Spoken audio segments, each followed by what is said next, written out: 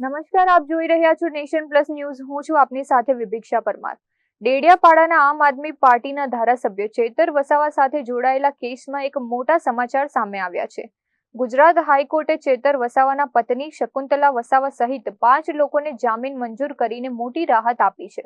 Gujarat high court દ્વારા વનકર્મી પર હુમલા અને ધાક ધમકી આપવાના કેસમાં સેશન્સ કોર્ટ દ્વારા દોષિત ઠરેલા રમેશ વસાવા, મરિયમ વસાવા, બલિરામ વસાવા, મોગરા વસાવા અને ચેતર વસાવાના પત્ની શકુંતલા વસાવા સહિત કુલ 5 લોકોને જામીન આપવામાં આવ્યા છે.